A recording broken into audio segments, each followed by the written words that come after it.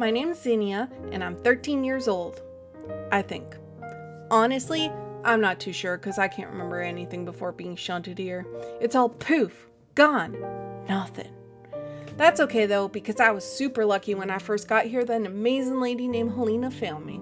Turns out she runs the orphanage in this area, and she's always on the lookout for lost kids like me. She said the world could be scary for someone new, and so she showed me around this place called the Gutter. It's not the nicest of places, and some people might look down on us because we ain't no high society, but here we've got a community that look out for each other, and I would take that over fancy items any day. Plus, just because I'm from the Gutter don't mean I can't visit other places.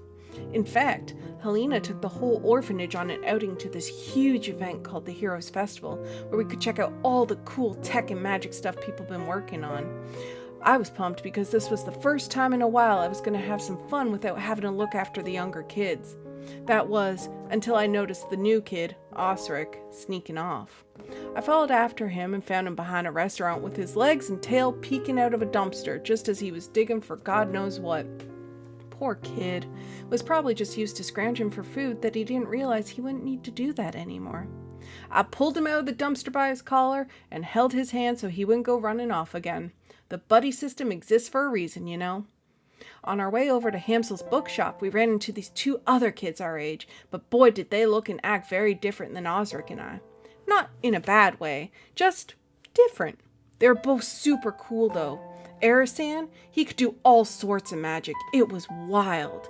Like he was able to repair the hole at the bottom of my dress. And Nubia, she was stunning and super kind too. She always said the nicest things to everyone and was a super loving sister. We ended up spending the whole day together and having a blast. I honestly had so much fun with them that I made them promise me that we would meet up in front of the bookshop at the Heroes Festival in 5 years. I finally found people of my own to call my friends. Greetings, I'm Osric. I was shunted here not long ago, and it has not been an easy time until recently. I've dealt with my fair share of gutter rats and had to live by stealing from others, but I'll do what I can to get by and figure out a way to get back to my grandparents. Luckily, the past couple of weeks have been better. I was rescued, I suppose is the best way to put it, by a sunny girl named Zinnia. I think if I had met Zinnia in my old home, I would have ignored her completely, but strangely enough, now that I'm here, I appreciate the kindness and care she shows. I've been living in an orphanage lately, in a section of the city Zinnia calls the Gutter. This place doesn't bother me as much as it probably should. At least there are always new things to see. It's not all perfect, and some of the other kids don't like me. There's one kid, a bigger boy, who tried to take my apple away. I was just going to give it to him, but Miss Alina stopped him before he could eat it. I got him back, though. I went looking for the stinkiest, most rotted fish I could find behind a restaurant and stuck it in his bag. With how he smells regularly, it might be a few days before he figures it out. Otherwise, though, the orphanage is pretty welcoming. Miss Alina tries to keep us entertained as best she can, although I do wish we could get more books. Luckily, we went on an outing recently, and I was able to meet a young man who helps run a bookstore in a more affluent area of the city. He's nice enough, if a little awkward, but my friends and I helped him out, so I'm hoping he lets me in to read every once in a while. Speaking of friends, I met two more while I was out traveling with Zinnia and the rest of the orphanage. We met Nubia and Arisan while we were traveling through the city. They both dressed so interestingly and different from what I've seen before. Plus, Arisan said he liked my horns. Most people don't like my horns. Nubia got us a bunch of free things too, which was really nice, but I think what I liked most about both of them was that they didn't think I was weird for how I talked. Our day ended at a get-together where Zinnia and I sat together, and we even got to sit with our new friends when they showed up a few minutes later. I'm not sure what happened then, but we couldn't move and these people came out of nowhere. A lot happened and some people died. I don't remember everything, or at least I'm trying not to remember parts, but my friends and I made it out safely, and I met a man named Mr. Kinsley who had become a mentor to me when he saved me from being trapped. Hello everyone, I am Nubia Elbadjo of the Temple of Anubis. I'm in training to become a druid and temple worker alongside my family as we have been for hundreds of years. I have my parents and an older brother and sister. My sister Isis is extra special though, because she's going to become the next high priestess. Well, okay, one day we were invited to go to a festival in another country, but we also had to have bodyguards. But it was okay because I had the pleasure of hanging out with Arasan. He's around my age, and he's cool. He's a little shy, but I like him. Anyways, he came with me to wander around the festival grounds. We ran into 2 other kids around our age, Zinnia, who was a social butterfly and looked like a pretty pink flower, and Osric, who was scrappy but proved really resourceful and cunning. We found some old gentleman's missing cat that was actually a statue. Magic is weird. But we got rewarded. Arasan got to pull a card from this deck, and then he gave it to me since his family told him he couldn't hold on to stuff, but I'm going to keep it safe for him. Everything was really fun, and I was about to give my sister a caramel apple that she had wanted, but there was an explosion. I'm not really sure what happened exactly, but I didn't get to see what happened to Zinnia and Osric after that. Arasan and I were taken away and eventually separated. Isis and I were kept guarded and followed around for years afterwards. We weren't really allowed to go anywhere after that. Hey, my name's Arasan. I grew up in a family that was pretty big. Some pretty strict rules growing up as well. The only time I really got a chance to kind of grow up, like most kids do, was when I got to hang with my grandpa. And usually that was because he brought me to church with him. We'd go to the Temple of Anubis, and there I met Nubia and a bunch of other kids, and I didn't get a chance to hang out with them a lot, but when I did, it was nice to be able to have something different. Well, anyways, a big opportunity came up, and my grandpa asked me to help him out on a job where I got to make sure that Nubia would be safe while we went to a festival. It was crazy. There was so much life there, so much more than I'm used to. And so many people. I met Zinnia and Osric there as well, and we had an adventure that really just was something special for me. And even though I couldn't bring anything back from it, because that's how my family is, I was able to have memories that I wouldn't have otherwise. I'm so grateful for it. And even though the place ended in tragedy, those good memories still hold. And it was there on the precipice of the Heroes Festival that the announcement was made that these portals that had been used to connect the 3 major cities for travel and magical progression, it was rumored to now have a breakthrough, that for the first time a rare new crystal was found that could use this technology to potentially contact their home planes for the first time in ages. As the whirs of these portals began to light up and a portal began to open, that's when everything changed. 8 figures appeared, jester-like, with emotional masks of different emotions and variances. Their outfits muted with blacks and whites. And just like that, the arbiter of Major Arcana and the leader of the Tropica were slain. In that moment, each jester had a orb in their hand that expounded with an orb of energy that seemed to freeze everyone in place from reacting. Luckily, though, it did seem as one champion was able to stop the one jester in front of her from killing the Anubian arbiter, the other time stop orbs went into effect and froze everybody else. The first one stepping forward, the leader, or so it seemed, with a booming voice began to announce to all of those in Major Arcana that were listening. "Listen closely, you enlightened souls of Arcana Majora, for I am the harbinger of truth in this realm of deception and illusion. We are not mere inhabitants of this city. We are the forsaken, the outcast, the damned. Cast down from the heavens by the wrath of the divine, we are the living embodiment of their ire. For too long have we suffered in silence, witnessing as the people of this city blindly worship false idols and raise monuments to their own arrogance. Just behind you, the towering symbol of hubris and folly stands as a testament to their defiance against the natural order. But mark my words, it shall crumble like dust beneath the weight of divine retribution. Do you not see, my fellow exiles? This city is our hell, our purgatory, our eternal prison. And yet, embracing our fate, we cower in fear, bowing to those who had claimed to govern us. But I say no more. It is time to rise up against our oppressors, to seize control of our own destiny. The fiends that now walk among us are but the heralds of our vengeance, the instruments of our divine wrath. They shall tear down the false idols and scatter the ashes of our enemies to the winds. And in their wake, we shall build a new order, one founded not on lies and deceit, but on strength and power. So let the people of Major Arcana stand tall, for we are the protectors of this city, the guardians of its destiny.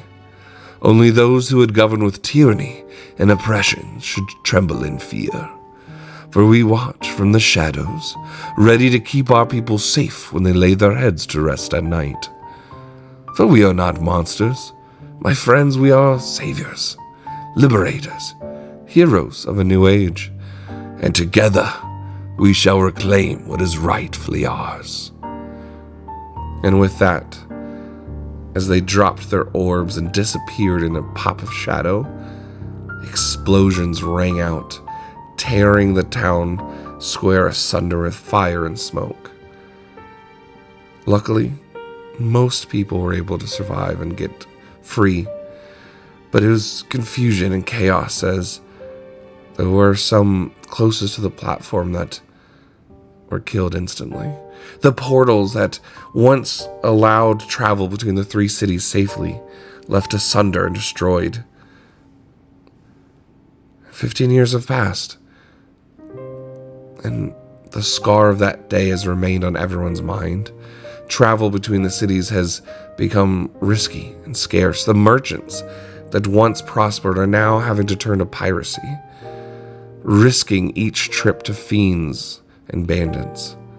Adventurers that used to go out just for the glory, or for cartographers who would map the world, now stayed at home as celebrities fighting against fiends, or would risk going out just as guides, as the terrain would change at every single time.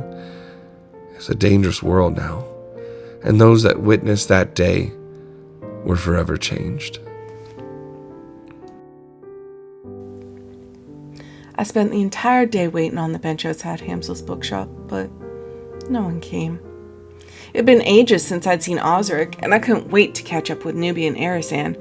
I hoped they were okay after what happened at the end of the Heroes Festival. As I waited, the dark clouds rolled in and rain began to fall. Each passing hour felt heavier with disappointment. 1 hour, 2 hours, 5 hours. They weren't coming. Silly me to actually follow through with this childish pact. We were kids and a lot had happened since. They all had more important things to do for sure, and I guess I had too much time to spare. Soaked to the bone, I walked back to the orphanage. It was at that moment I decided to throw myself into helping around the place more. Technically I was old enough to leave now, but no one ever adopted me, so the orphanage was my home. I helped Helena wherever I could with repairs, but there's only so much I could do with my skills, so I got a job as an adventurer to help. Perhaps if I could make enough money, we wouldn't struggle to keep the place standing. I took on odd jobs here and there, but I was finally able to get something in Sina Una that seemed super promising. I was excited to go because we had only been when I was a child when Helena took me. She's from there, you know. And so, my greatest adventure lay ahead. With excitement bubbling in my chest, I headed out on my journey, eager to return to the place of Helena's past, and a place that would be a part of my future. It's been a little bit of time since the outing that seemed to change everything in the city. I haven't given up on my hope that things will change, but I'm also going to try to do my part too. I'm tired of being a burden and have been helping Mr. Kinsley with trying to decipher artifacts that he has found. It all started when I went to see if I could become an adventurer like Zinnia. He had me wait in his office, and while he was finishing up with something else, I picked up a strange object from his desk. I poked and prodded it a few times, and it brought me back to a time when my grandparents would bring back puzzles for me. I felt as though it's wanting me to go further, but I knew I couldn't just break it open. Following a sequence that just seemed to make sense in my head, I twisted, clicked, and pulled until the box came apart as if it had always been that way. Inside was a small egg, and it was at that moment Mr. Kinsley came back into the room. I scrambled and almost dropped it, certain he would be furious at me for breaking this artifact. Instead, he sat down and smiled, saying his best people hadn't been able to figure out that one yet, and asked if I liked solving it. Of course I said yes, and he asked if I would like to help him decipher more artifacts and work for him. He provided me with many new artifacts to discover, and not only that, he provided me with schooling in other areas, namely how to mingle with just about everyone, no matter how high or low their station. He said I took to it surprisingly well, and we had high hopes for my future in the Merchants of Mercy. I'm aware that he is high up in the guild, and I know that some of their activities are less than legal. However, he and most of those he worked with seem to be good people, more concerned with helping others than many I've met in the city.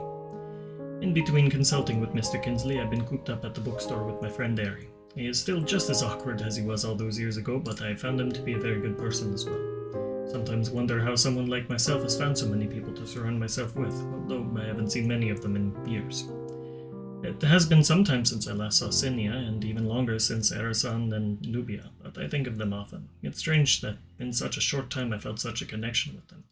I do wonder what they are doing sometimes, and I feel like I'm the only one without a purpose. I suppose that's why I focus as much as I have on trying to sort out the secrets of the material crystals. Recently, a promising lead from Mr. Kinsley came in about some new discoveries in Sinauna. Usually I would pass on traveling out to the city, as I'm not very good in a fight, but Mr. Kinsley said it would be good for me to get some experience under my belt, and while I've traveled a little bit with my research, I do agree it would be exciting to travel to a place so very different from what I'm used to. I'm heading over to an airship now, and I admit I'm a little bit excited about what's to come. For certain reasons, I am now to become High Priestess, and now I need to take my year-long journey to learn about other cultures and countries, and their death rites.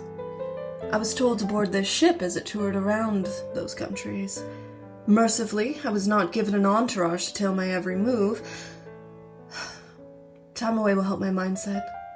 Anyways, I'm trying not to attract too much attention as I travel. I wish I could blend in more easily, but alas. My pilgrimage across the country starts here, and it's refreshing to be able to get away from the Anubian coast. It was starting to stifle me. Well, the world's certainly changed, did it not? I mean, I decided I might as well change with it. My family, they hoped and wanted me to follow down the same path as everybody else in the family. Make sure you do the ritual, make sure you join the guild, make sure you're part of every little aspect that checks every single perfect box. But was I the perfect child? Not in this case, not the way my father would have wanted me to be. Luckily, my grandfather, he found a different path for me. And so, at school, I ended up learning, finding out new things, new flavors of life, new wonderful colors and the beauty that can exist. Such a wonderful thing. Until a letter showed up. Had the guild crest on it. Seemed a little unique and intriguing, and so I followed.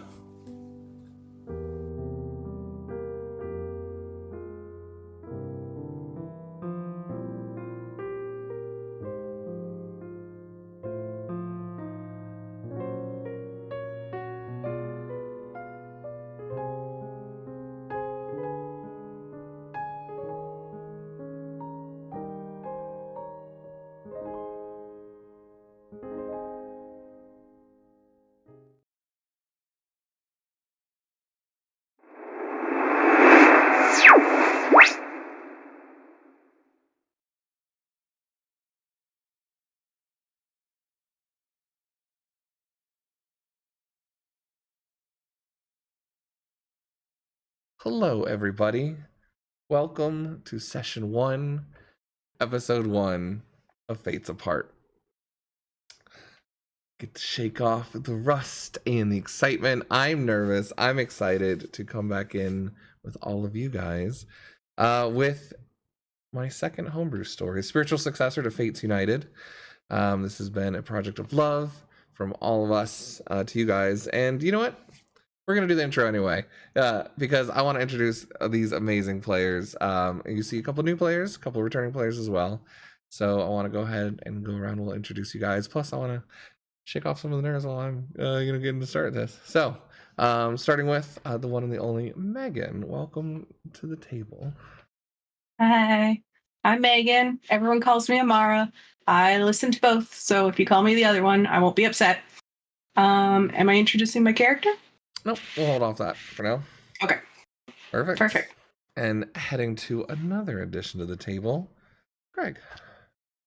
Hey, I'm Greg. I'm most well known for being Megan's husband, and honestly, that's about it. I'm excited to be playing in this, though. It's going to be a lot of fun. See, we wanted to, go with a certain theme, but, don't worry about it. Yeah, well. And returning, of course, from Fates United, Dealey.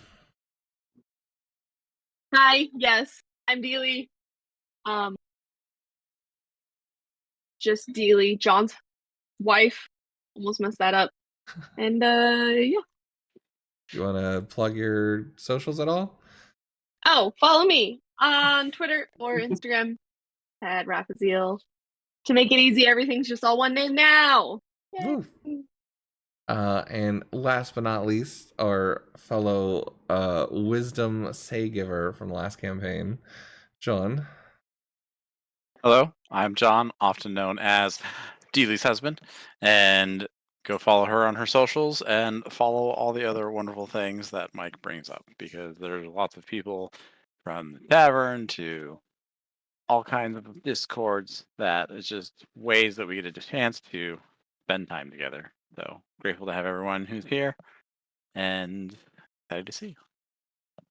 Perfect. And another quick couple of shout outs. So again, if you'd like to join our Discord, you can go check the link out below, as well as some shout outs for the amazing art and music and content that we've gotten. So you can see our character art made by the one and only AmaraVaxalyn, Megan here, and our character cards art done by Dealey, returning to do that. So they've done a fantastic job. Definitely go follow them. As well as we have a lot of art by Check and Peku. Che and Peku. You can go find them online and Patreon. They're amazing. Absolutely beautiful scenes and stuff. You'll see a lot of them tonight as well as music by Mab, M.A.B. Definitely go check them out. A lot of great content that I'll be utilizing during the campaign. That being said, you guys ready to start tonight's game? Because I am. Yep. Welcome to Fates Apart. Our story begins on a crystalline planet in a very arcane level city.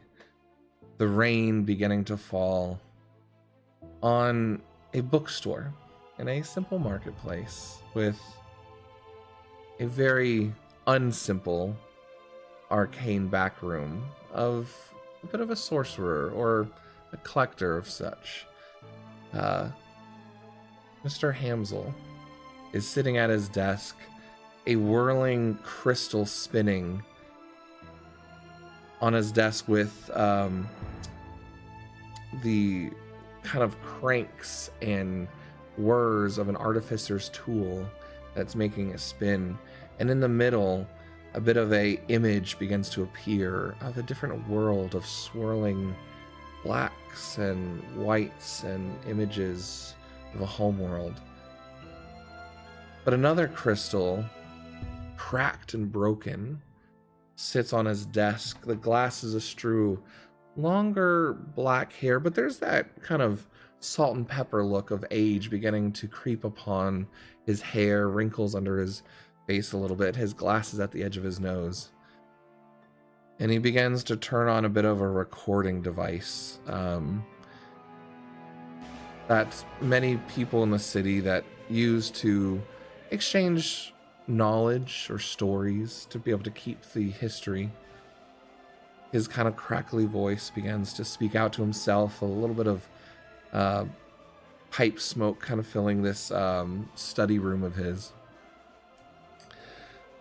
The record of Crystallis.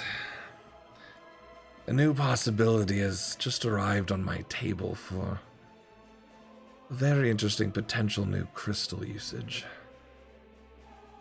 I feel like I'm missing something, though. Let's review the facts again.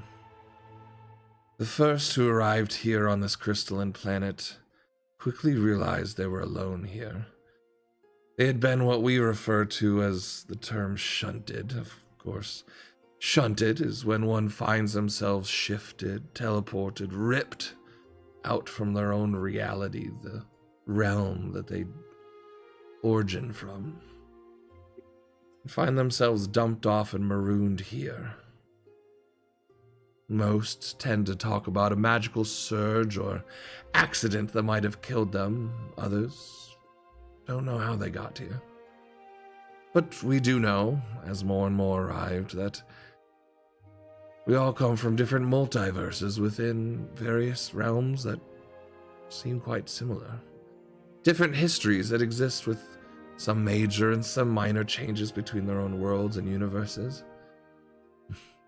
I can't deny that this hasn't advanced our own knowledge of technology and magic in many ways.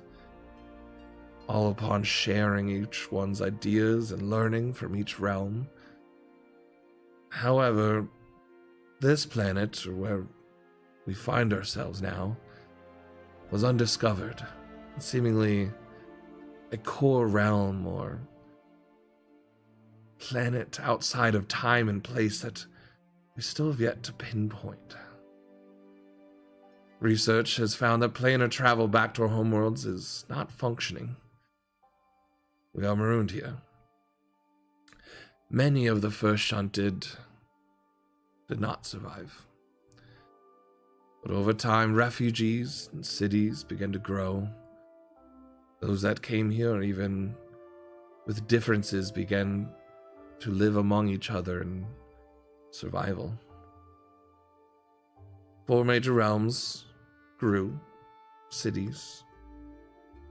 But of course, as the spirit of all peoplekind, war began to break out over the resources. After the fall of Valenth, floating city, the 3 cities decided to remain and become bastions of the truce of peace. Each kingdom elected or presented a leader, which we call the arbiters, to help keep the peace in each land. And from there, that's when finally we began to prosper and our new technology surged. Of course, we use these crystals that we find here on this planet. I tend to deem them creation crystals, but officially, the coin materia has been named. Made from the very planet we live on, and even those that orbit us, we find new magic and creational ways to harness their ability. Even portals were created to make travel and trade between the 3 major cities possible. But others had different ideas.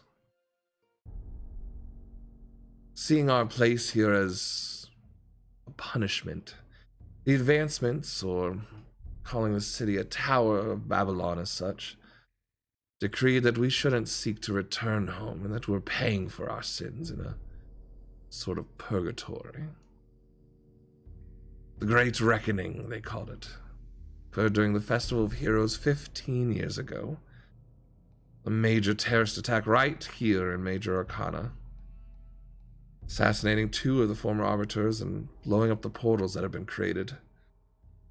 Rumors were going about that they were about to announce a way to contact the home planets in hope of making planar travel possible again. Ever since that day, the rare crystals used to create the portals have gone missing. And as he looks down at the crystal before him, have yet to be replicated since.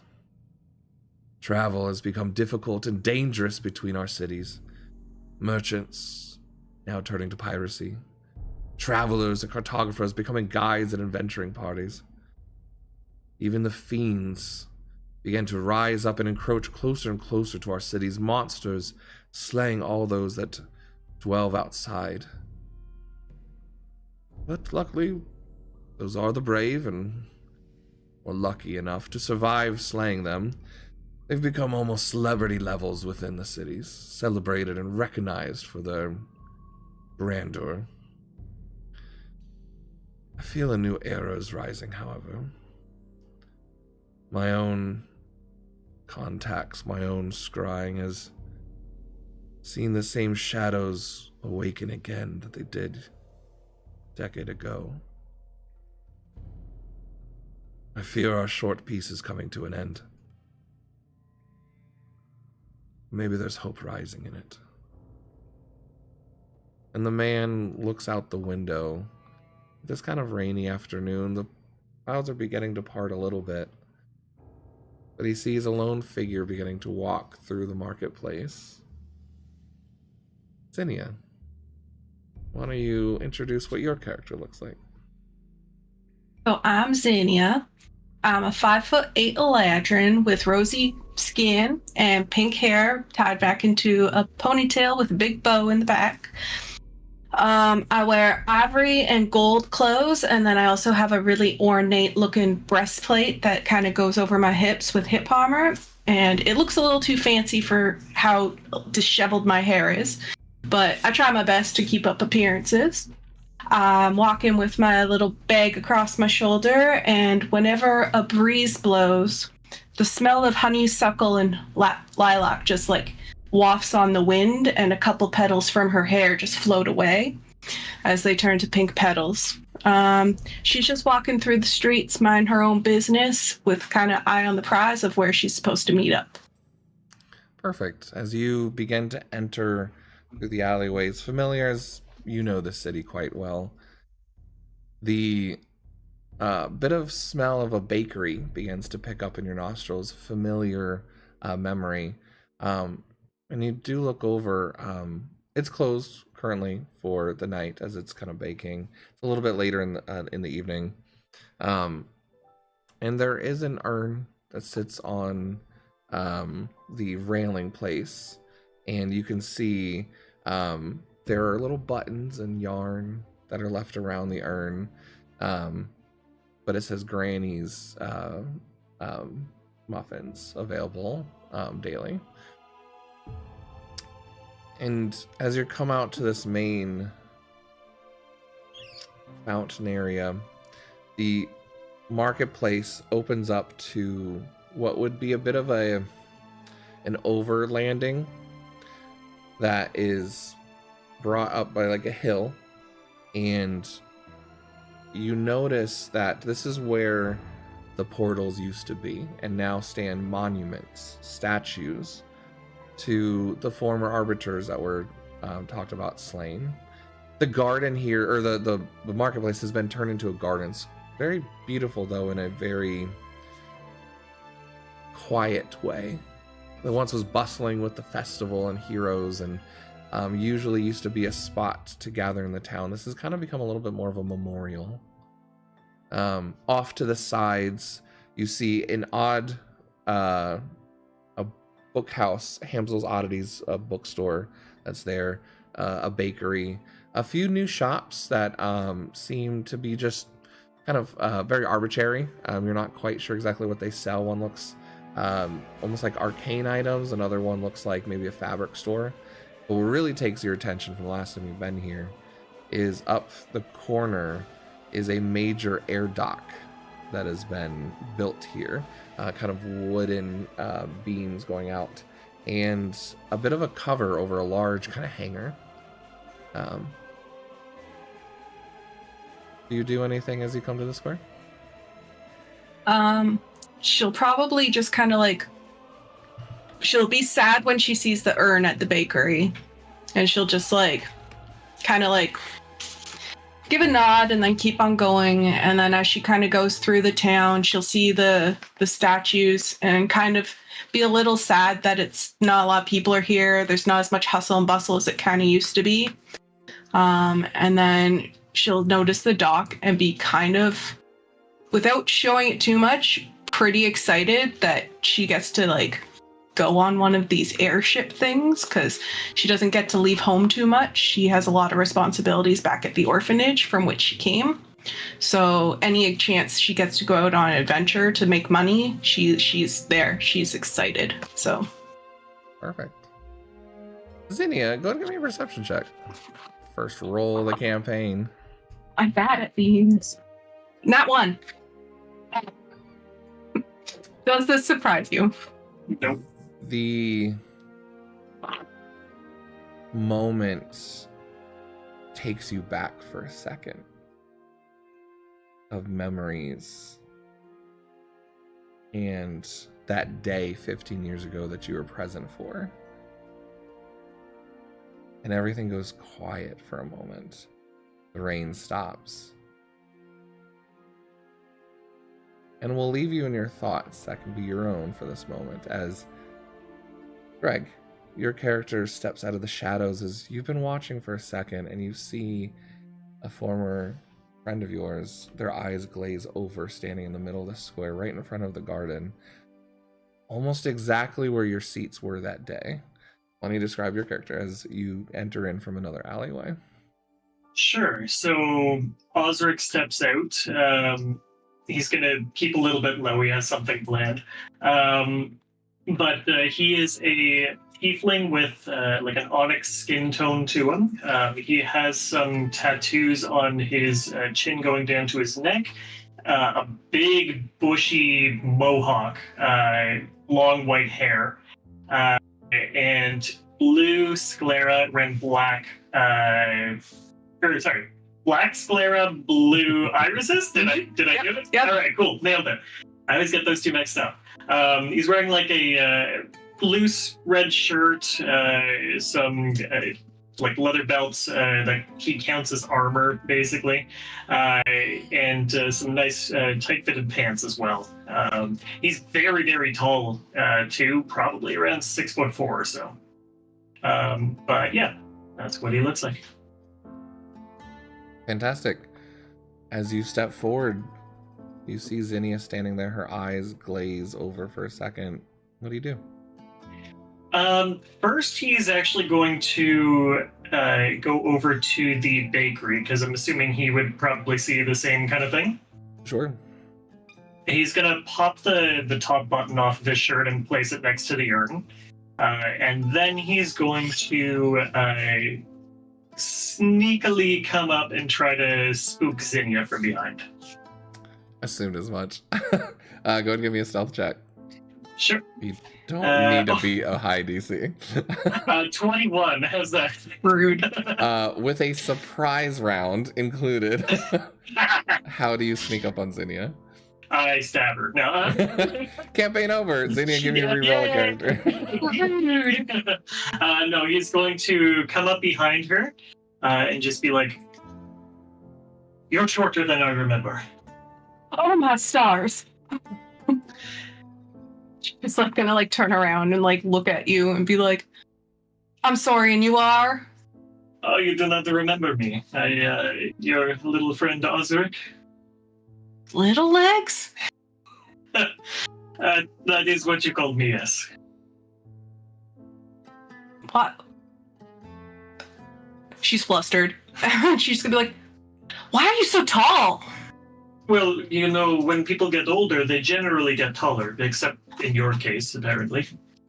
Rude. It's nice to see you. What brings you here? She's gonna like look at you now. She's like up and down checking you out and everything to be like, can I see the semblance of this child that I once knew? But when she sees your like horns that have that very special like ombre to them, she kind of like figures it out. And then she's just gonna be like, "What on earth is on your face and your chest, sir? That better not be permanent." So, again, what brings you She's here? like trying to wipe it off on your like chin. He's trying to avoid that. Is it permanent? Stop changing the subject. It is permanent, yes. And what made you decide to do that?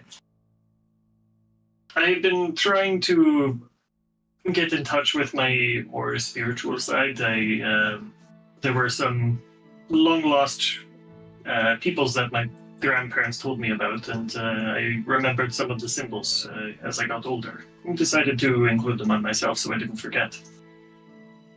She like kind of looks at you, looks you over again, narrows her eyes a bit, and she's just like, "It looks good. I like it." Thank you. And may I say, your hair, still beautiful. I know. It's nice to see you again. It's nice to see you. Friendly faces are always welcome. And she's just gonna like give him a huge hug, like bear hug with his arms like against it so he can't escape it. Lovely. Are you here for the airship as well? Yeah. Do you want to Sure. maybe walk together? Absolutely. I would love nothing more. She's excited. She like goes to hold his hand like when they were kids, but then she like changes her mind against it and just goes, buddy system. Do you want to be my accountability buddy? I will be your accountability buddy because I cannot trust you otherwise. All right, fine. Let's go. Okay. As you two, after a warm reunion, after some time, turn to walk off, we're going to take a quick little flashback to one of our other realms, as we are. This is the, and this is a bit of a symbol of these portals that were built with these statues, though the background kind of bleeds into this garden marketplace, the picture that I have. But we flash back a little bit to another one of our realms, the Anubian coast, a desert Egyptian style locale, a little further away from the temple of the necropolis, but this more coastal garden sand oasis. As Nubia, Feely, why don't you introduce your character? Well, is this a flashback or we're just... This is a bit of a flashback. Yep. I'm gonna set the scene for what we're going into. So yeah, if you want to introduce what your character looks like, though. Okay, I was like, is this year? No, it's I'd say a week prior. Sorry. Okay. You don't know what's happening in my mind? Come on now. How dare. Nubia is a taller, I believe I said 5'9", woman, and she has a nice olive sort of complexion. She has these very bright, brilliant green eyes. She has very, very long, medium brown hair, mostly bangs, and then it kind of like very angular cuts on the ends where her hair is cut. She wears mostly white and green, and it's like a very light green, lots of deserty fabrics. She has a crop top on, sort of style with green sleeves that are a little bit translucent. She's wearing more baggy sort of, I've always known them as like Harlem pants, but that's not it, but it is kind of it. You might see the visuals. They're tan, and then she has a lot of wraps and stuff that kind of go around her waist and wrap down, and she's wearing sandals, and she has a lot of like gold jewelry decoration. It looks really nice, but it's more costume jewelry right now at this point. She has really nice makeup on, dark lipstick, and she also looks elvish, so like pointy ears. Perfect. You had been summoned recently. You know the day has been coming for your departure. And of course, in Michael fashion, I'm blanking out your mentor's name again. But Hathora. It's okay. You find yourselves summoned to the temple, kind of proper in the Anubian coast oasis. This is more where some of the paladins are stationed to protect the city. More of the I'd say most of the city folk live, but you are in the temple in the middle, summoned to your mentor Hathora's room. There's a bit of incense floating, and she looks a little troubled as she walks in. Nubia, you're late. I'm sorry. I just got here as soon as I could. If you remember, if you're not early, you are late, and all those that look upon you will judge you accordingly. Remember your trainings. Tell that to the camel train that got in my way. Excuses, I'm sure. Well, anyways, are you ready for your departure? I feel like I am. It's gonna be very weird trying to leave this place. Well, it might be weird as so. And again, she's troubled as she's kind of curling around a piece of paper on her desk. Clearly left in her mind. I need to know something. I know this has What? been difficult for you over the past decade or so to adjust, but do you truly feel like you're ready?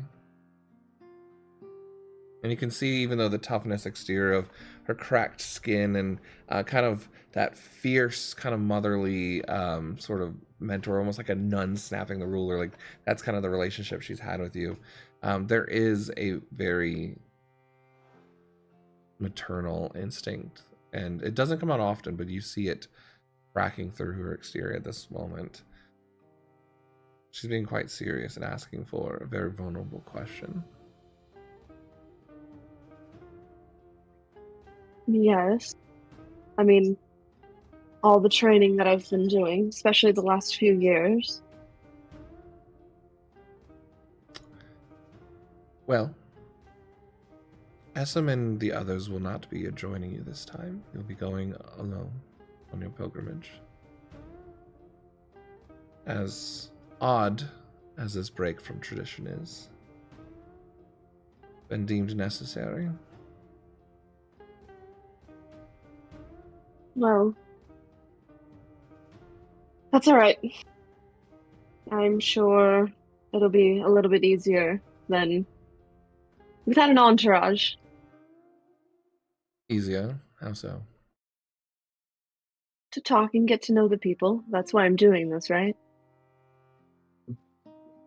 Partly. You're doing this so those that live in power and prestige can show you about. That those can find hope in our people, but you're doing this so you can understand what the plights of the living and the dead mean. What their memories are and how to hold them. She stands up and something about this feels off. And she grabs her hand, and it's tighter than normal. I need you to promise that you'll be careful. I'll be careful. What is this, the wrong sort of feeling like it was at the festival all those years ago? Or is this a wrong feeling like you were suspicious of the chef not cooking the shrimp right? She lets go of your hand. Give me an insight check as she kind of moves away to like the window looking out on the sea. An insight? Mm-hmm. Give it an advantage. You know her pretty well. Oh, I already have advantage on it, but sure, you can give me. It's the same roll. Dirty 20. Dirty 20. Yeah, you know you struck a nerve on that one. You kind of hit right into that guilt of that before. It's gonna pat her hand back. It's okay. Just be careful. I don't like leaving you unprotected, but you are always protected and never left alone. It's in your blood. remember your training, remember what I taught you, and you'll be fine. And she hands you the invite to the new ship that's being built. It will be going from Major Arcana to Sina Una and back to Nubian Coast for your kind of grand reveal, kind of grand pilgrimage to the other cities. Oh, all right. Perfect. You're gonna be all right without me here. Of course. I've run this place. Well, Chadwick tried to go after another destroyer again, and I have to clean up his mess. yeah. I think this will be good for Essam as well. Maybe he can finally move on a little bit. Maybe you can as well.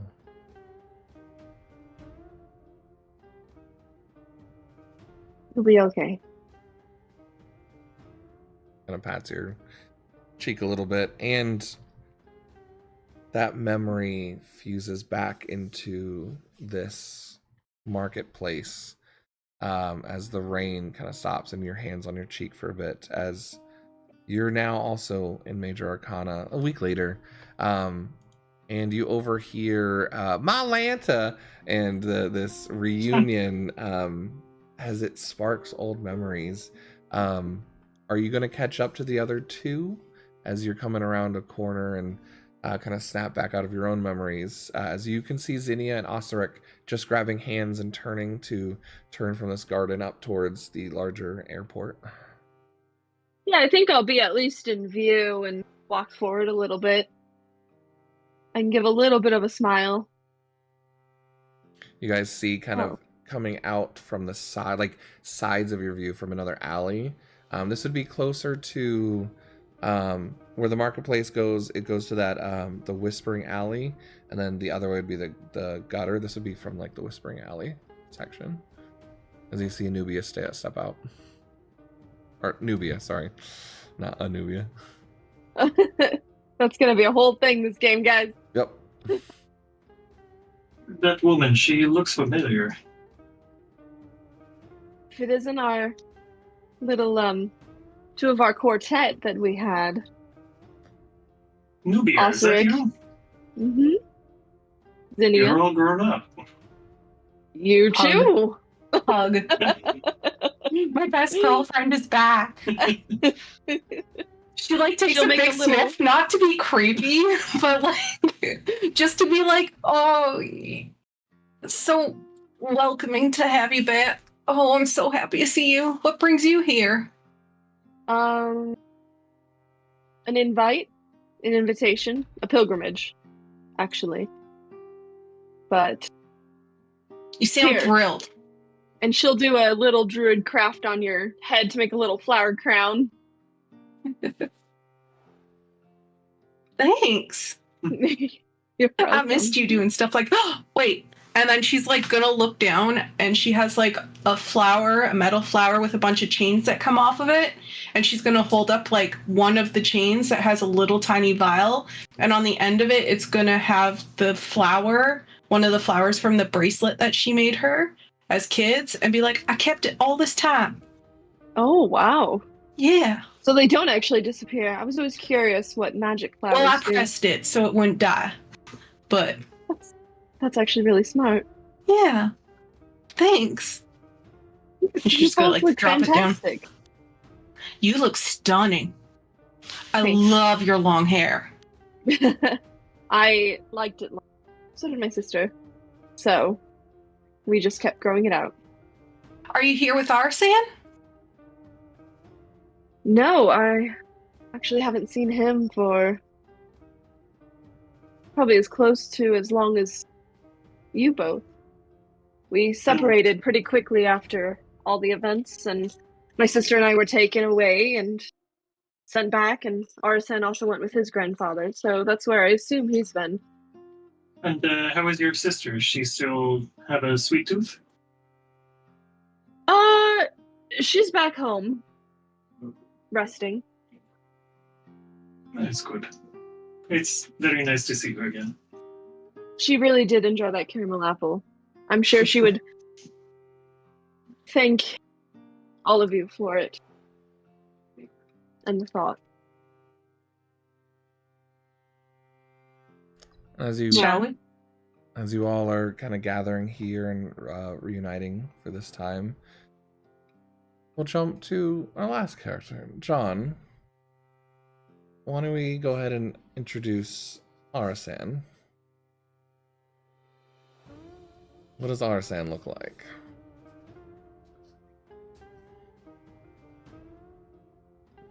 Just all right. No worries. So Arasan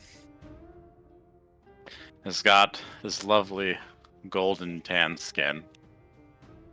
He's got ears that point out, clearly defining him as an elf, as he has a nice, clean, sharp jawline, light scruff, clearly for look reasons only. Seems he keeps it quite clean and quite well shaved. He looks as though he has horns coming from his head, as he has a hair that is a red mane that ombres into a yellow, into an orange and into a yellow, sweeping off of his head. He has golden eyes that seem to be alight almost with their own fire, as he wears a blue kind of tight-fitted shirt with a blue tight sleeve on one side, empty sleeve on the other with a glove. That glove also contains a series of rings and bracelet with some chains. And he has, it looks like it could be gold, but for now, because prices are prices, he has copper jewelry, copper and brass jewelry, kind of accenting all around him with red stones to kind of illuminate things a little bit brighter. And he seems to walk at 6 feet tall with a nice, easy, sort of relaxed type of walk.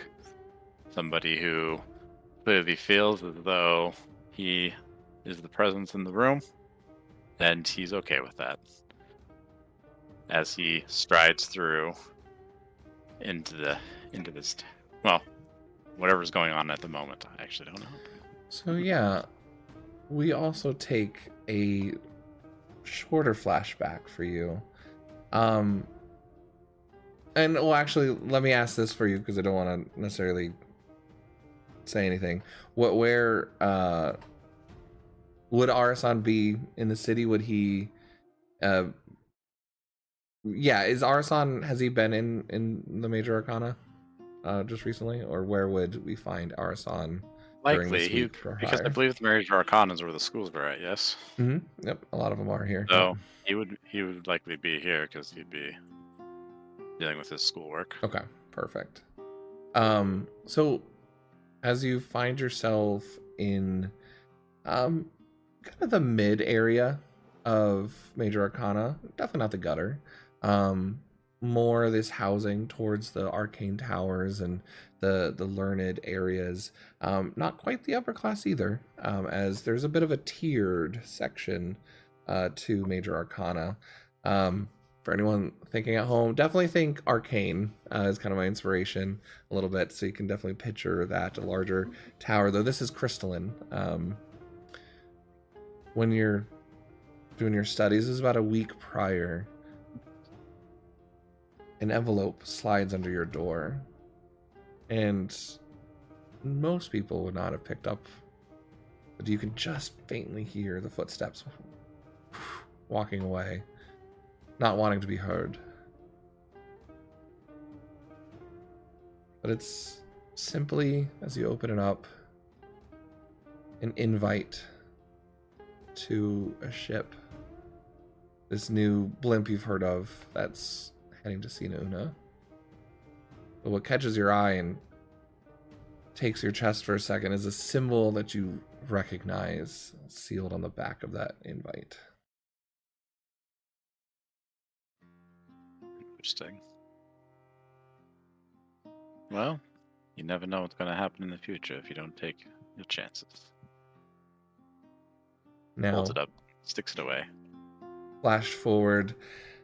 You've been watching from kind of the shadows a bit, waiting to see who invited you, why you got this here. You can be watching the various other fancier members, people from the upper class. You've seen a few wizards that you recognize from the professors from the schools, a lot of the crew that's been heading in. But all of a sudden you see 3 familiar figures turning from the garden. And give me a perception check as well. We'll say an overall perception check to see how much you've heard or not heard of their reunion. 8. So far you're kind of like up the street a bit, up an alleyway.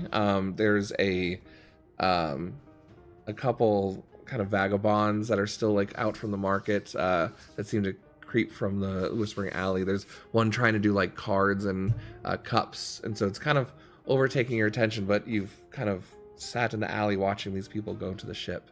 But all of a sudden you see 3 familiar faces of Zinnia, Osric, and Nubia walk up as they begin to make their way to this hangar as well. So if I see them, I'm gonna go break off, and I'm going to go and get myself some caramel apples. Perfect. Go ahead and I'll say it's simple enough. Actually, give me an investigation check. Being a little late in the night. Natural 20. But you've been in the city long enough. You know exactly where these are. Your favorite ones as well. You rap on the door of kind of a local candy shop bakery that you know the owner's up making ones. And you're able to convince them to part with a few as well for you, especially for you, Arsen.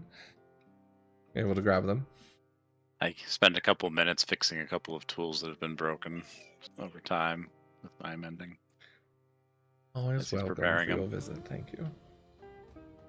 But of course, you always treat me right. It's always good having you around. You're gonna stop by again tomorrow? No guarantee. I'm gonna see where the next thing takes me. I always do love hearing the stories. I'll hurry back. I have more concoctions coming up. Always exciting to find out. She blushes a little I head bit. The out the door. Dealey laugh in the background.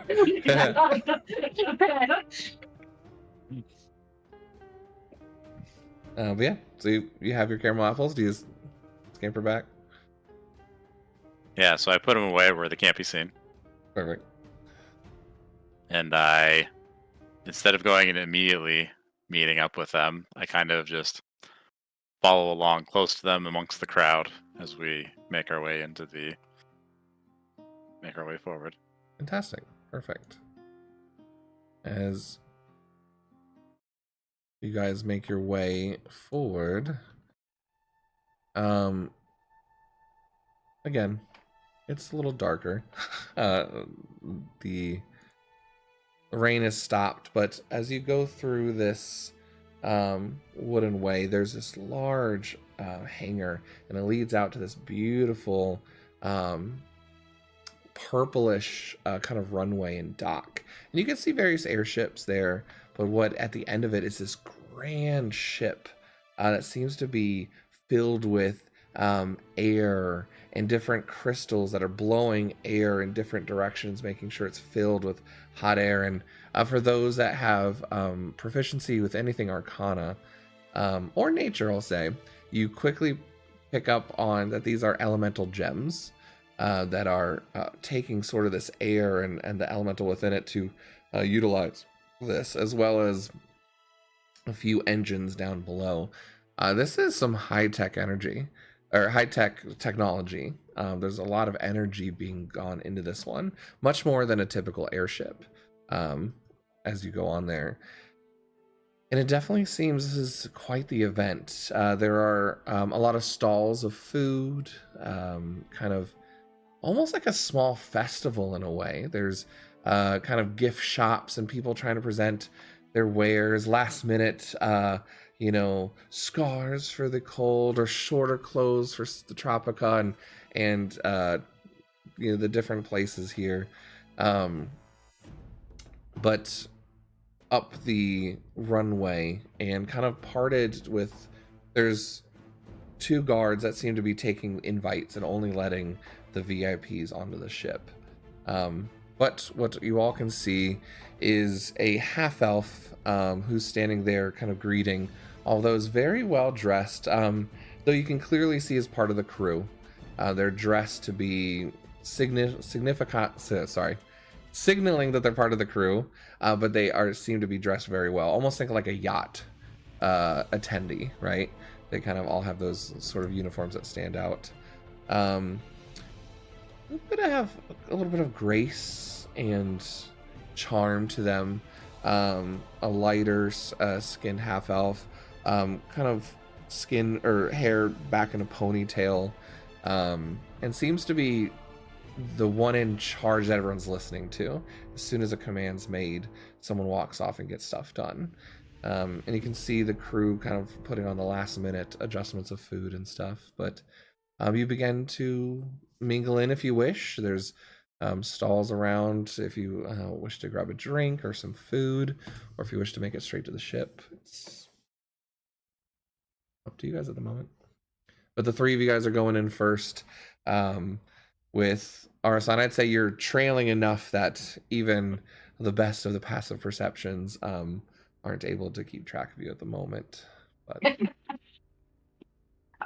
Zinnia would be doing what she does best, and that's window shopping, but not buying anything.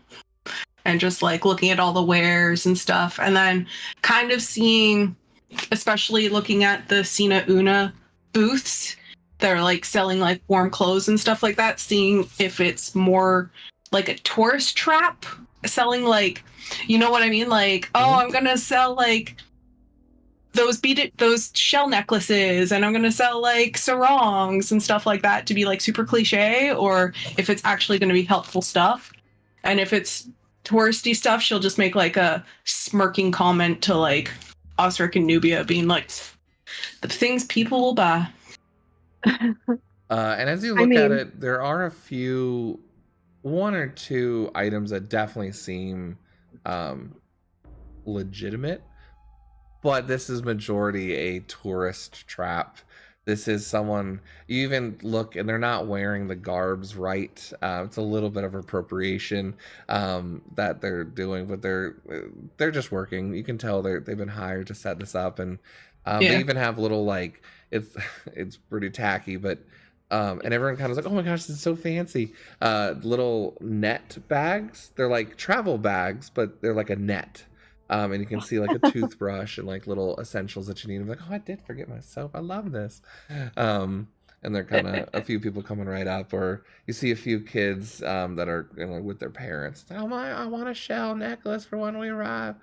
I don't know why I'm doing Southern all of a sudden, but yeah. Sorry. It's every time. It's just gonna happen. Every time. But yeah, you can clearly tell it's not. You've been to Sinuna in the Tropica area. It doesn't quite hold the same, I'd say, handmade love that most of the crafts would have. Like an airport souvenir shop. 100%. Think of this like like a cruise ship hall that you're about to get ready to get onto. That's exactly what this is. It's everyone knowing, okay, we can hit them up right before they go or when they come back. Yeah.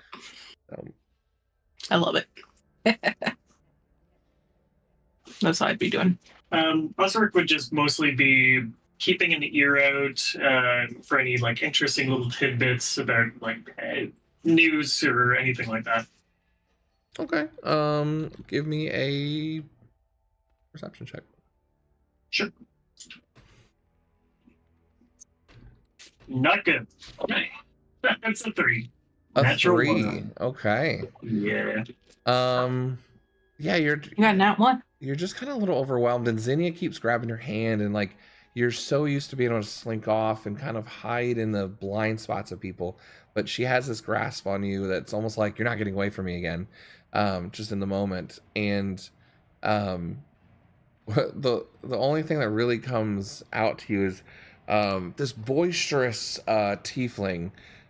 He's got a bit of a pot belly, a bit of a suit, kind of slicked back, greasy white hair, kind of horns. He goes, well, if you haven't heard about the old lighthouse keeper, he went mad and now haunts the cliffs searching for, lost souls to drag into the sea. But don't worry, I back the broken blades. We'll be going down there and clearing out the lighthouse in all good time. Don't you worries there, you little heart there. And he's kind of saying this to a group of what kind of seems like some of the families, but are clearly like tourist families. They're the ones that have bought some tickets, and he's kind of put on a grandiose effect of like, being able to care for everyone. Which those who live in the city, you can give me a history check.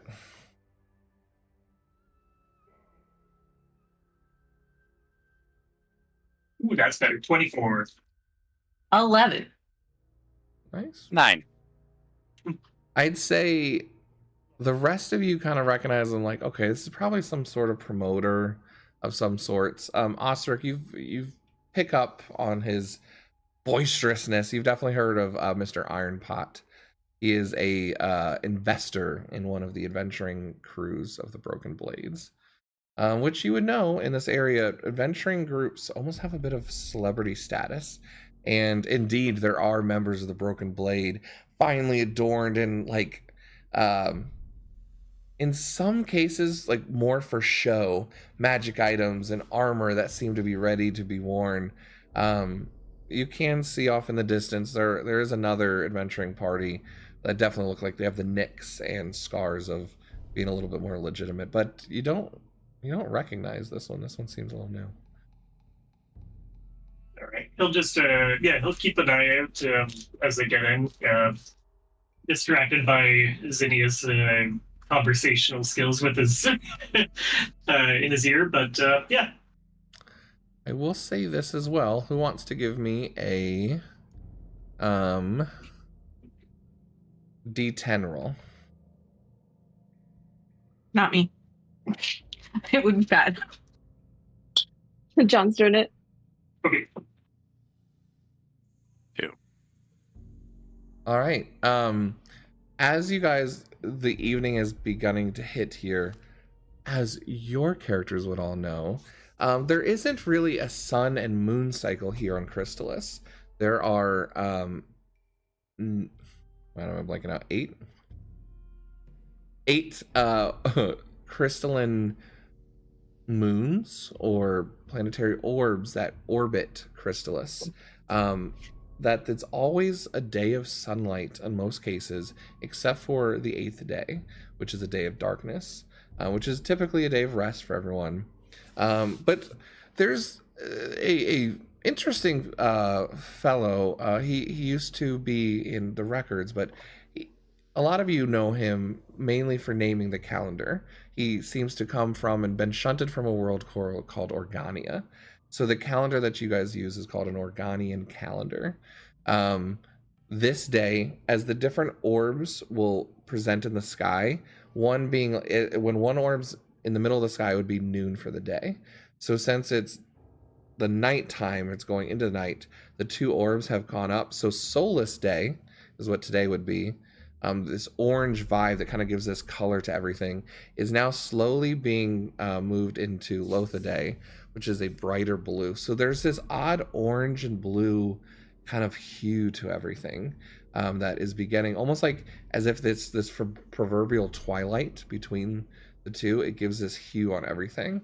And some of you all know, and some of you might even have them with you if your character would do it. Some people wear glasses or even contacts that fix this hue, that allow you to see in normal sunlight and fix this hue color. So that way it's not always changing the color scheme and things like that. But this is where it's at. Orangish blues in the sky. It is a bit darker as it's kind of going over. The rain has stopped, and the purples of this kind of deck and lighting they've definitely brightened the light here. Being that said, so a little bit of lore drop there. That's fun. So yeah, what do you guys do? Well, I guess Arsen continues to kind of follow along and watch. He's curious to see how the group is looking and what they're looking into, and maybe see if he overhears anything interesting. Perfect. Are you guys going to be going to the ship or staying outside of the ship? Or maybe like finding a table on something to talk first. I'm probably. Do we have a time? Oh, go deep. Oh, yeah, no, I was just curious what you were all doing in the meantime. I'm okay. Keep looking at little trinkets and stuff, window shopping. I'm not going to get anything, though. Is there like a time on our letter that we got that we're supposed to board, like a boarding time? So the event starts at 7, but there doesn't seem to be a boarding time yet. It does seem that people are boarding. It does seem like it's kind of coming to a close here soon, but they haven't taken final calls yet. But it does seem like most of the people have either gotten their stuff on board or have boarded themselves. This is kind of like the last bit of like people kind of gathering stuff and grabbing items and doing shopping, final farewells and all that. I'd say Zinnia's probably going to be more focused on getting there, because her whole thing would be, if you're not early, you're late, sort of thing. And so she'll actually say that, be like, why don't we like head on in, get our stuff down and all that kind of stuff. If you're not early, you're late, and I'd rather make sure that we're there when this leaves. You know they're probably going to be like 30 minutes late in getting off, right? Oh, And? man. All right, we can... Put your stuff down, then you can look. And we can look. I didn't realize I brought my mentor with me. Sounds like you've been in contact with her. She says the exact same thing every time. Oh. Well, I mean, if you guys would rather, like, if you would rather look around, you're welcome to, but I'm going to put my stuff down, and then I will meet you all together. I will come with you. We are supposed to be together anyways. No, you do your own thing. Oh, I have to pick your butt out of a... Yeah, Nice. yeah, exactly. I will stay with you for now. Perfect. As you guys are gonna put your stuff away first on the ship? Yeah. Okay. As you guys go ahead and head up to kind of this half elf who's presenting, I think we'll go ahead and take a quick little break right there, and we'll come back to kind of heading onto the ship.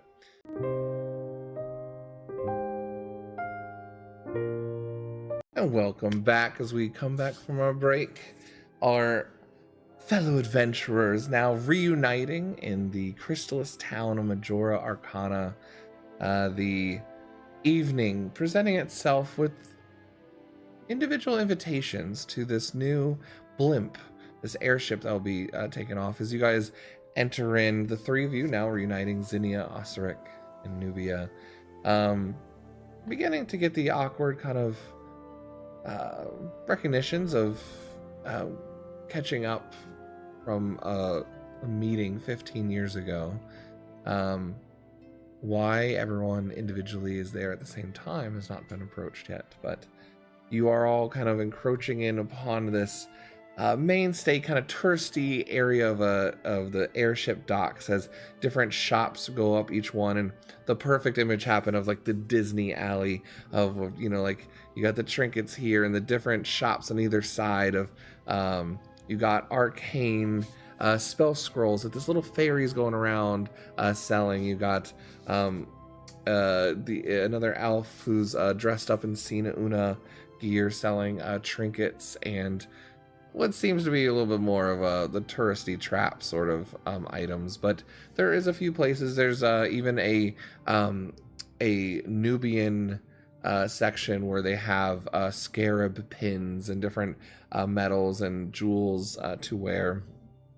Again, touristy sort of things. But different stalls. But as you come up to the mainstay, there's a band playing music on the side. A lot of like the members of the city are here. As you do kind of come up closer to, as you're getting ready to drop off your stuff onto the vessels on the ship here, 2 guards, an elf who seems to be attending and everything. But over to the side in a tent, as you've now come up closer, all of you give me a perception check. So good. 6. 9. Natural 20. Yeah, thank goodness you're there. The two of you look in, and yeah, there's just a lot of robes and fancy clothes and people to be, and we got a place to be ourselves. Nubia, your sharp eyes connect to one of the figures who's standing there kind of talking, and it's all a bit of a mixer on the inside, a VIP mixer of seemingly well-to-known people. And you notice in a humanoid body, muscular, but with a bit of a golden plate and nice adorned robes, got a bit of a limp and is like standing on a cane, but he has a bird head. He's an Avia Ra, older, kind of gray feathers, and you recognize this to be the Arbiter of Anubia. He's wearing this A symbol on his chest, which you can see in the Fates Apart. The A triangle that goes is the representative of an arbiter. That he seems to be here as well. So it does seem that this is quite a pronounced site for some of the leaders to kind of be here, as this is clearly stating this is an event going on. But he kind of nods to the rest and seems to move on to another group of people as, oh, let me talk to you as well, and things like that. But the tent, the door kind of folds, and that's all you can see from the inside now as you guys are walking up. And as you do, this elf attendant invites, please, very quickly. He's kind of holding out ready for you. Hand it over. Kind of taking a glance, and he puts his hand out, and there's a attendant that hands over this wand. He does this quick little check, and all right, you're fine. Hands it back to you, Zinnia. Grabs yours, Osteric. All in good sort. Oh, my apologies. I did not know you were coming. Nubia, that must be, yes? Yes. I was not informed of your entrance. I figured you might have come in through more of a private section. Please, and he snaps his fingers. Everyone grab their attendants. Are you all traveling together, then, you guest of Nubia, then? She looks at them for a second, and then has the tiniest little smirk. Yes, they are. Fantastic. Well, your cabins have been arranged. My apologies, Miss Nubia. There does seem to be a bit of a mix-up. They are actually in a lower level than you. Did you need me to change that? If it wouldn't be a terrible inconvenience, I think it'd be really nice to all stay together. Comfort. Anything for you, my lady. If you would, you just simply maybe make a recommendation to the captain. Kaelin Brightwater at your service. Anything you need during your trip, I'll be at your service.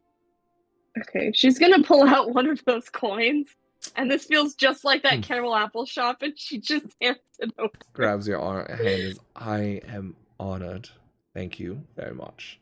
This is a grand day, an exciting day. Again, anything you need, please. Find me. Grab the bags. Let's go. And turns the guards. Simply let you through. I could carry. No, They already grabbed. They're already gone. There's I wouldn't say teens, but there's young adults who are definitely working a part-time job and making a minimum gold. They're they're running down. But yeah, you're ushered in onto this very beautiful ship. Arsan's gonna follow up behind them in the line. He's gonna look at all of what just happened. He's gonna be like, "What does it take for something like that to happen to the rest of us, huh?" As he hands over his ticket. So are you waiting in line? There's about 3 people now behind them. Are you? Yeah, I'm waiting in line. Them, or are you still waiting in line? Okay. I'm probably 2 or 3 behind him. Perfect. I'll put this down to the top level here. You can kind of hear it as just the person from some uppity, uptight person from Nubia, or from Anubia, I assume. I don't know. I don't know. I mean, they should recognize someone from the colleges, right? And it's kind of like smirking as this professor that you haven't taken yourself, but you recognize as a bit of a scrawler who seems to be known for being able to write more expansive styles of scrolls, and it's become a little prominent in the city, but honestly, no one of much acquaintance kind of in front of you. I mean, if you have the best penmanship around, I mean, who wouldn't want to know? Wouldn't want that to be an important person. You don't look quite familiar. Fortuna, your name?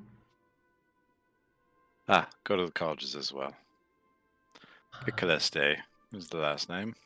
I would recognize a student anywhere. Very good. What is your school of attention?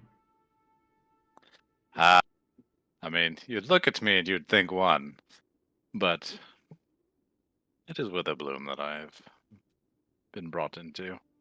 Very prestigious in itself. I will put in a kind word if I can. I'll look you up when I get back. How's that?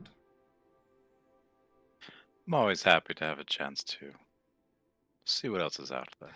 Even like before you finish, it's now her turn. She's already like gone back to the attention as he's kind of going, "Oh yes, Miss Fortuna, your cabin will be over here, yada yada." And yours comes up, invite. He goes to try and snatch it out of her hand. You hand it to you. He goes over the handle, and the invite glows a faint yellow. That's strange. Your name? I'm sorry. The name is, do I see them far off? Like, they're up a bit still, yeah? I would say they're up a bit and kind of walking up onto the top point, but they're kind of waiting to be led to their cabin. So, definitely within earshot if you feel like you needed to.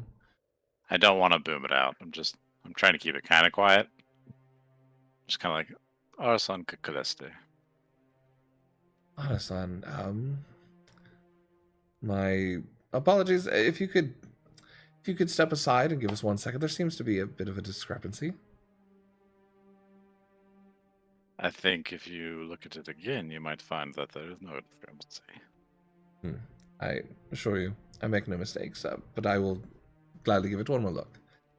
He steps aside. You can see him. You say you make no mistakes, but I just heard you say just a few moments ago that you put those other two in the wrong place. Clearly not a mistake of my own. I corrected that.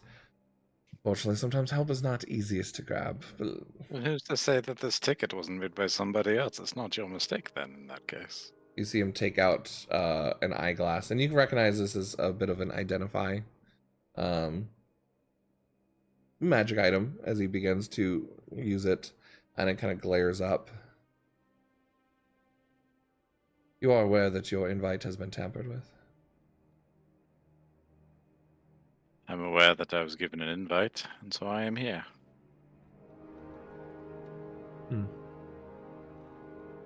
If you do mind, well, again, Mr. Calatate, I apologies.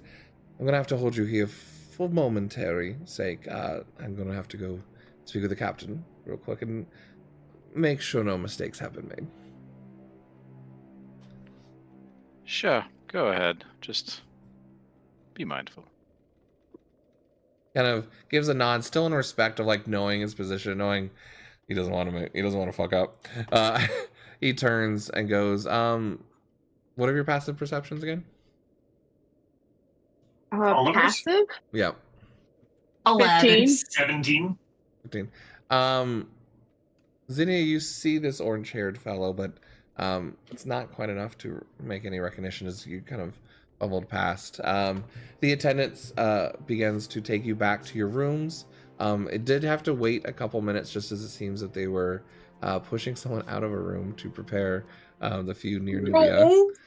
It's really okay. I can sleep where I I'm don't supposed to. understand. I bought these tickets. So I apologize, ma'am. You will be decked with a suite, and many affairs will be gifted upon yours, but there was a last-minute overbooking. You're going to hear about this from my artificer. as they're kind of pushed along, and your cabin awaits if you would like to put down your things and take goods. We'll be leaving, I believe, in about 30 minutes. Thank you so much. I appreciate it. They lead you to individual rooms. Zinnia, Osric, yours, very nice from what you're used to. Soft, kind of feathered down beds. It is simple. It is a bit smaller, as there has to be enough room for these many people. But you have your own room, a lamp, a desk, and it seems a magical bell in each room to somehow grab the attention of an attendant. Nubia, yours is kind of decked out much nicer and almost finished in a very necropolis Nubian style. As you know, lots of pillows and breezy materials and pyramids yeah. We go back outside. Arsen, you've been left here for about 5 minutes now. Are you doing anything while you're waiting? It's almost uncomfortable as people are kind of eyeing you now as you stand out a little bit, being held off to the side. He is probably leaning against a door or a wall, looking. Though he may feel uncomfortable to some degree on the inside. On the outside, he's looking very relaxed and feeling like things are gonna work out just fine. All right. Gonna wait a bit. The other three, are you guys doing anything at the moment? I think dropping off our bags, right? And then I think Nubia's just kind of taking a little bit of a look around. She left her door open, just, if the others wanted to, like, if they were done first, and Yeah, Osric wanted to go back out and kind of take a quick look around anyway, so he'd be very quick and just making sure all of his stuff is down and then hustle on back out.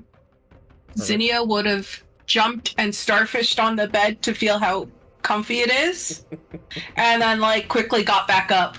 Just to that's how you can properly test how a bed feels and how soft it is. So then she would have got back up and then pretty much gone to Nubia's room and be like, "This is the coolest thing I've ever stayed in."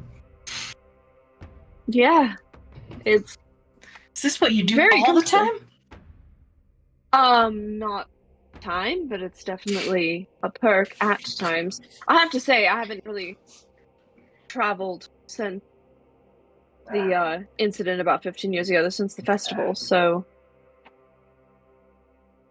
this is amazing. It is quite nice. All right, well, since people took care of our stuff, I guess we can go look around. Osric wanted to do some more window shopping. I wouldn't be opposed to it. Honestly, I would like a drink, actually. Oh, that sounds absolutely divine right now. You guys hear at the end of the quarter. Oh, my apologies. I didn't mean to run into you. It's fine. My apologies. You see the first mate. There's this kind of woman with a cloak and green kind of entails. She's got long, kind of dark hair, but just very almost like an elegant, elegant little look to her. She kind of nods and then walks off, but you can see him walking back up with a invite in his hand. Sorry, is everything to your likings? Oh, it's beautiful. Thank you for helping my friend. I must attend to a matter. I'll be right back. Please let me know if there's anything you wish.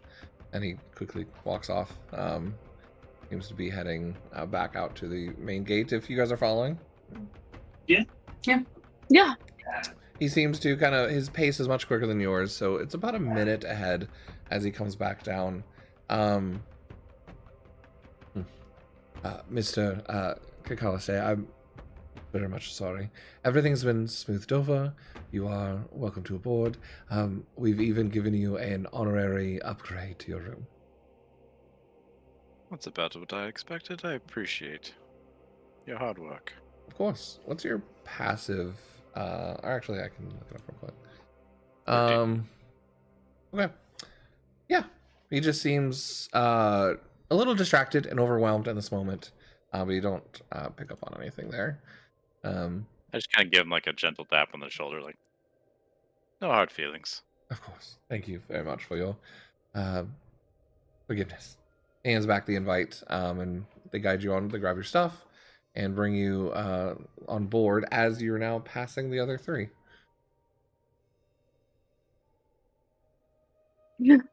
As we pass him, I just give a wink.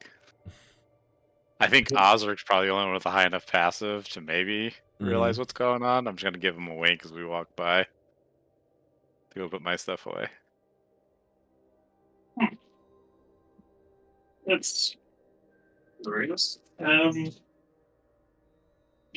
You said you haven't seen Arasan in quite some time? Yeah, I mean, his grandfather stopped coming around, and so he did as well. Ah. Why? Oh, no reason, of course. We hopefully will see him soon. I have a feeling. Oh? Is this some new magic that you've gotten? Something like that, yes. It's Are you psychic? I've awakened myself to many new powers. Is it the tattoos? I like them. Oh, of course. That's part of it. Zinnia does not like the tattoo. Well, I said they were fine. Thank you. She doesn't like that I got tattooed. It's just a big difference, okay? The hut and the tattoos, it was just all a lot to take in. Just all in one. I don't do well with change. And so when you change that much, for me to notice you, it's just a lot to take in. I understand. I am still the same Oscar. Well, kind of. No, because I could not lift your scrawny ass out of a dumpster this time. Not in this hut. Hopefully you don't need to anymore. I hope You're so. not going to call him... Wait, what was it that you called him? Short legs? Little legs? Little legs. That's right. Yeah. You're not little anymore. I don't know It's whether okay. the name would work. It does. Okay. I miss this. It's actually really refreshing. Starting a journey, meeting old friends. But it's okay, Osric. I also have a tattoo. And so like she has like a little cuff on her sleeve and she just like moves it up and it's just like little gold. It's in a Nubian, but it's like a little gold like band that goes around her arm. Osric's gonna get like he's gonna hold himself back from getting like right up close, but just like super interested in it. Like that kind of stuff is right up his alley. He loves the kind of like the like different tattoos, the different cultures, all that kind of stuff like that. He absolutely loves it. It's in a really decorative script and it's gold and that is a beautiful tattoo. Is this from your homeland, I assume? Yeah. A good friend of mine and I got matching tattoos. A good friend. Yes. He needs to stay. Yes. Are they related to anything of your order specifically, or is it just more symbolic? It's just symbolic. It's nothing to do with the order. I will have him do a roll when it comes back. Oh, sorry. No, you're good. Seamus is being a butt. You're fine. I can roll for him. No, you're good. I'll have him do it when he comes back. It's just clicking on roll 20. But as you guys continue kind of like discussing among yourselves, there's a secondary exit. So their entrance is like everyone was brought on.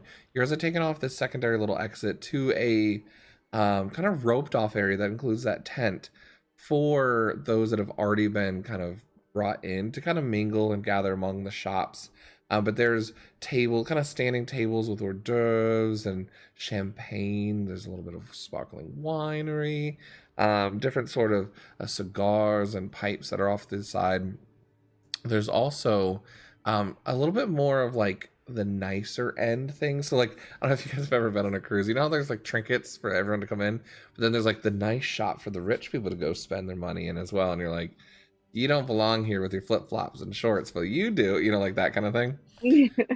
There's a dryad that's showcasing rare birds that are here, antique secondhand trinkets as well that are on a table of antique styles. See like a metal goblet with its, open, like a frog with its mouth open.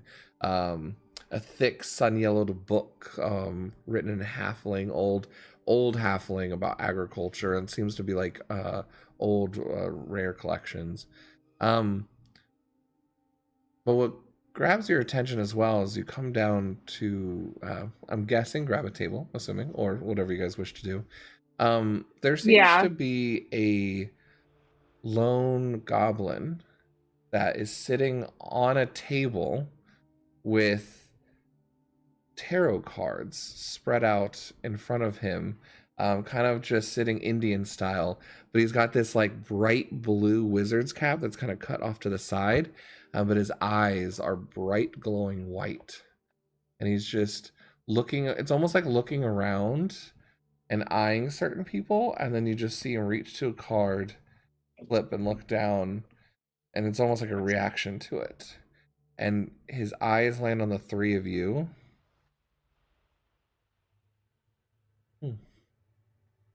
And it kind of goes back to it. Osric, you can give me a history roll as you get a little closer. You don't recognize anything for the tattoo, but as you notice some of the jewelry and ornate things that Nubia is wearing. I got a 25. Holy moly. Yeah. Nubia, I would assume, and you can correct me if you're wrong, would you be wearing a symbology of your position of the bloodline? Probably, yeah. What you do notice is that she is wearing a symbol that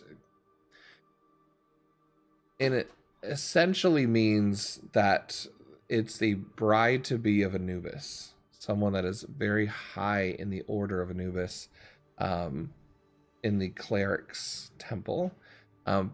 But this is like the highest order, and you actually have seen this symbol before. It was on her sister. He won't make any mention of it, but he'll put that in the back of his head to check out further. I'll say Zinnia, you can give me a history check with a disadvantage as well. I'll definitely give that one for Zinnia. Let's go, Zinnia! Double that 20? 7. Sorry. I rolled a 7 and a 2. Cool jewelry. Sorry. Wow. Definitely want to give you a chance. Everyone's getting tattoos but me. I get it. And it's not the tattoo. The tattoo is different. But as he's looking at the tattoo, he looks over and you can see kind of I'm looking at the tattoo. Yep.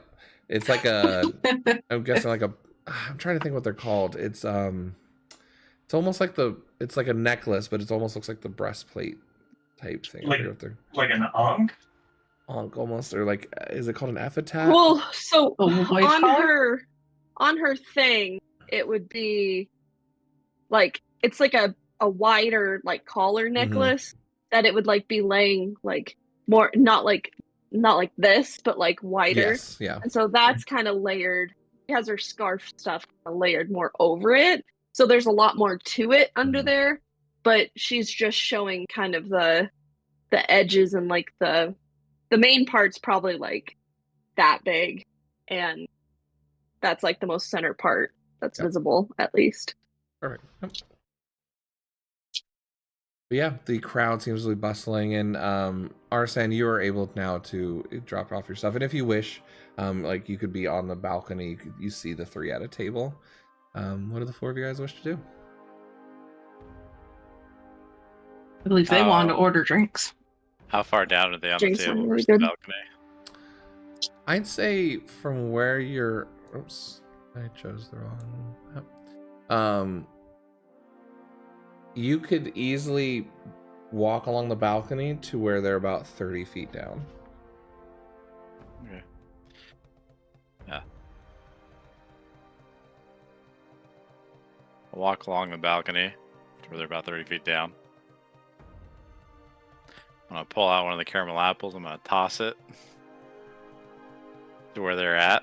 And just before it hits Nubia, I'm I'm going to step through space and capture it right next to her. I'm definitely going to make you roll for it. This is a performance check. Oh no! Yeah. You're better than me for everything. The 21. Nice. All of you just suddenly see this apple. Newbie, you kind of notice it last second as describe the magic that would be appearing as your hand kind of comes to catch the caramel apple. So this is innate ability, so you don't hear any spells being cast or anything like that. You probably see the apple, and just as it's about to come, you see a hand bedecked in enriched copper and gems as it captures the apple before your face. And you see a smiling visage just looking at you and saying, I figured a caramel apple from old time's sake is worth bringing by. As he addresses not just to Nubia, but to the group in general. And you are? Nubia says, yeah. I hope you brought enough for everybody. Well, of course. Arson? I pass one to Osric as he says that. Oh, there you go, Nubia. You knew the face once you figured it out. You look a lot different. A lot. Is this what you meant, Osric? Did you see him before? Oh, of course not. I saw it in my mind's eye. Can I insight Osric check would him? lie to you guys. No, I just think that Osric would lie to me. You can roll me a deception check, Osric, for sure. Nat 20! I mean, I got a 25. Did you get a nat 20 though? Yeah, I mean, abilities Ooh. checks. No, Fine, 23. So what's Is this an insight? what's your full score, Zinnia? 23. I will say the natural 20 though. It's with you knowing Osric enough. Yeah. There's that with that bullshit. Yeah. There's always that 2% chance that he's telling the truth. Right? Yeah. But The you're worst. you're pretty sure he's hamming it up. But there's just that shred of Maybe. doubt in there that like Maybe he's right. But you definitely think he's hamming it up. What'd you get, Nubia? 'What'd you say? 24. 24. Even you are picking up the Osric's probably just having fun, just like Arsan is. Yeah. All right, the boys learned how to be extra fun. Are you sure you're Arsan? You're not tripping up over your words and everything this time. Well, your beauty is definitely one that could trip up a man's words quite well, but seeing as much older and experienced seems to be a teacher better than anything else. Great to see you. You hear a whistle go off kind of in the far distance, and 5 minutes for the ship to be sailing. Ship to be sailing in 5 minutes. Off in the distance. I'm handing Nubia the caramel apple I tossed her, and I pull out another one, and Zinnia, I did not forget about you. Thanks. I didn't forget about you either. You just look real different. And again, I'm not good with change. And the boys just decided to change everything about everything. Well, I mean, Osric didn't change his hair, and you've always had the horns. You didn't have horns, did you? I was I going to did say, not. I really like it. thank you. I had some inspiration for the hair and the horns. It becomes you very well. Thank You both look great. I appreciate it. You do as well, Zinnia. Thanks. She Osric, it's just you're like, looking great as well. I did miss the flower petals in the hair. I always thought that was the most magical thing. it's Oh, kind of a do you think- nuisance, but Do you think we need some of those for her? Need some of what? The flower petals. For who? More flower petals? Yes. Puts his palm out and he says, Verde policis. And then a little flower pops out. Hands it to her. Mike creates an NPC. Hello. Oh, I am totally romancing John. I don't care what you guys say. I mean, Arzan. Arzan, what? No.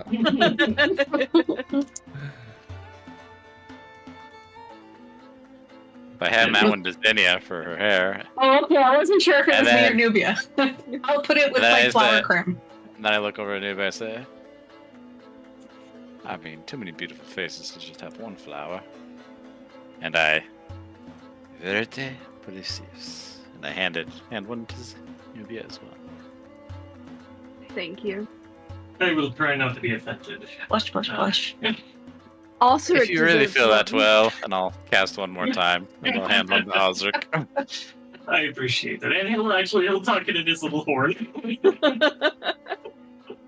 I think it looks good, right? Miss Zinnia, I noticed you're wearing armor. Why? We're in a nice place. No, I know. Well, it's always best to be prepared. And Uncle Jack gave this to me before we left. Sorry, Lance. Uncle Lance gave this to me before. He just wanted to make sure that I was protected. And it's hard to Oh. pack this in a case, so I figured it's just easier to wear it. Right, That is Uncle true. Lance. Uncle Lance.